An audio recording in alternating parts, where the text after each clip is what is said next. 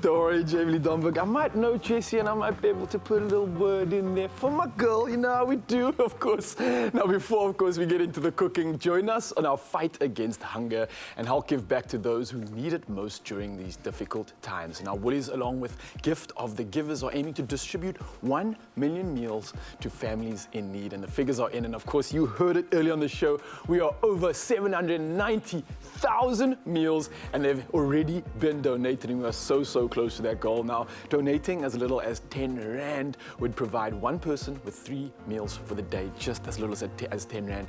And we're asking you and encouraging you all to join us in this fight against hunger, because together, you know we will. And it's as easy as just scanning the QR code on your screen with the SnapScan app or your banking app and donate whatever you can towards filling a bag. And remember to encourage your friends, your family, girlfriends, boyfriends, neighbors, colleagues, and chat groups to do exactly the same, because of course, every little bit makes that difference. Now, moving on to some even sweeter pleasures. The best pudding for winter involves a warm, steaming, cakey layer, some kind of syrup to keep everything just a little bit juicy, and some custard on the side. Now, the traditional apple charlotte does just that. Now, listen to these words carefully, people. This English pudding is essentially a spiced apple puree baked inside buttered bread. It's an affordable and easy dessert to make, and it looks impressive, and it's turned out on a platter. Chef Clem, oh man, this is just like music to my ears. This isn't even a recipe, it's just so simple to put together. I hope so, because I'm ready to deliver this into my mouth. Going to, absolutely. Okay, we started with some apples. I'm using Granny Smiths today. Okay. I've just literally cored them, peeled them, chopped them up nice and rough and chunky, adding to a hot pan. And that's going to start releasing its own juices. Whoa. Is it oil? Is it just like that? We just straight into it. It's just apple. Bang, if you are a little worried about it, and I'm going to add a little bit of moisture to it. Okay. A little bit of water is all you need. You don't need to add any oil, any butter. Whoa, okay. We're going to kind of get those apples releasing their own juices first. We can turn that heat down now. And we can see they're going to start giving off their juices. Then we're going to hit it with a bit of butter. Ooh. Sugar. Ooh. And the sugar is quite strange, because as soon as you add sugar, just like salt, it draws the moisture out of ingredients. So as soon as you add that sugar, you're going to see it's like liquid's going to start forming at the bottom of your pan, and that's just the apples giving up their juices. So and you want that, because that's all flavor. Okay, that natural sort of syrup just starts forming in there. Exactly. That's the good stuff. Spiced apple, right? We're going to use mixed spice. We had up of cloves, cinnamon, star anise is in there. Quite a mixed spice, a collection of mixed spice. It smells like Christmas. Ooh, say no more. Yeah. All these ingredients, guys, of course, you've just heard Chef Clem talking about it. Head over to expressoshow.com, where we're going to be delivering you with a spiced apple puree infusion that is just, it's turning my sensation, taste buds, smell buds on another level. Clem, wow, is it becoming illustrious? Illustrious, indeed. I love that word. Okay, so mixed spice is a collection of mixed spices, like I said. However, allspice is one spice, which is a berry. Just so you know, there's a difference. Allspice is called allspice. I think it's because it's got the fragrance and the nuances of like so many different spices. But allspice is a single berry. So this berry just came up into the hood and was like, I'm taking it all. It's all me. And that's how you should approach life. Be an allspice berry. Okay? I like that. I like that. Not an allspice berry. Don't be an allspice berry. Nah. Okay, cool. So what's going to happen is it's going to cook away. The good thing about Granny Smith apple, even when they soften, they don't break up completely. Okay. But you're going to let this go for a little bit. I'd say about like 10 to 15 minutes. And while that's happening, a good cheat also, by the way, is to pop the apples, a little bit of water, the butter, the spices, the sugar into a bowl, cover it with plastic wrap, and pop it in the microwave. Do it for like 2-minute bursts, and every time just stir it until the apples are soft. So you don't have to do it stovetop, you can do it in the microwave as well. Is that what you're chasing in the pan right now? Do you want the apples to get soft, crispy, or what's the deal? You want it to just get soft enough, not to break and fall apart, just nice and soft. Okay. Okay, cool. That's why we're also using Granny Smith. Then what's going to happen is just when the apples are done, we're going to cool it down and mix through an egg yolk. That's just going to help it sit. So I'm going to let that keep on doing its thing while we prep the actual casing, the bread for our apple charlotte.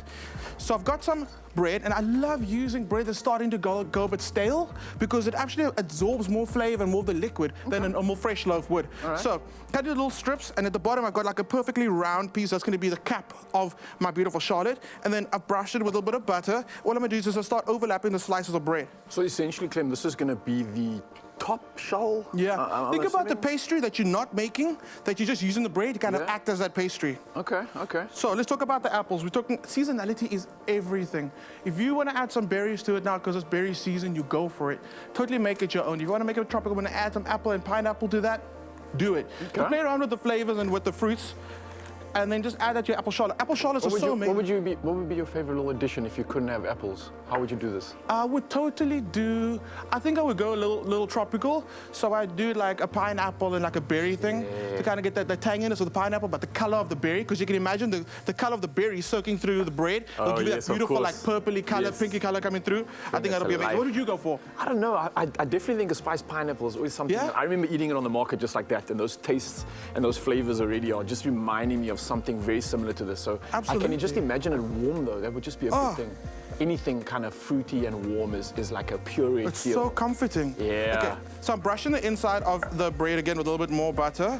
I just kind of want the butter to soak through. And what happens when you do that, you get that beautiful crust that toasts on the outside of your it's like a of your pie. charlotte. So all I'm gonna do now is just guide the apples. I'm not gonna miss. I'm not gonna miss. What is this mix you speak of? I don't do that. Someone once said on social media, Chef Clem, you're left-handed. That's so childish. I was like, Was that probably also on your messiest day ever in the kitchen? I mean, what? I mean, of all the things on social media, come at me because I'm left-handed? The thing I can't change? Wow. Okay, anyway, I didn't miss this time, even though I'm left-handed. Okay. That's 1 point for the left-handers out there, guys. Yay. Yeah. Okay, so you take your leftover bread and then you just pop it on top and you kind of make sure you encase all the apple that's inside your beautiful charlotte. And what I like to do is I kind of like to press it down. So I'd use I put a piece of cling wrap over the top or a piece of foil yeah. just to kind of create the barrier and just weigh it down. And that's gonna like kind of force all those apple juices into the bread. Then it goes into the oven. It comes out delicious. It's so simple. It's so simple, honestly. This is it. It goes into the oven, literally for like 20 minutes. It comes out beautifully crispy, delicious. Inside there's all the goodness, all those apples and the sauces. Just to finish it up, Ah, of course. That this is for my left-handed people out there. A little bit of icing sugar. You need to get this, okay? What is this? You don't need to spend time making a toffee sauce or a chocolate sauce anymore. Just get the sachet in the bag, and because it's in the bag as well, it lasts forever. So all you're gonna do is give it a little drizzle of that toffee sauce. That's all you need. A little bit of custard on the side. I feel like a little kid here, just Yeah, getting it's like just- blown away in a magic show, Clem. It's so simple. Did it like hit to the side there? Look, I mean, absolutely speechless, man. it's so simple. It's so simple. Even my left-handed people can do it. It's so Left-handed simple. people are going to love this. Right-handed people are going to absolutely devour this. I know I especially definitely am. It's got that beautiful sweetness of the apple crumble. I've seen the spice inside there. And this pie-looking cover is just, It's got my name all over it, guys. So head over to expressioshow.com for some more of this. It's a magic one, and I'm definitely going to enjoy this. Yeah. Clem, well done. Well done, you.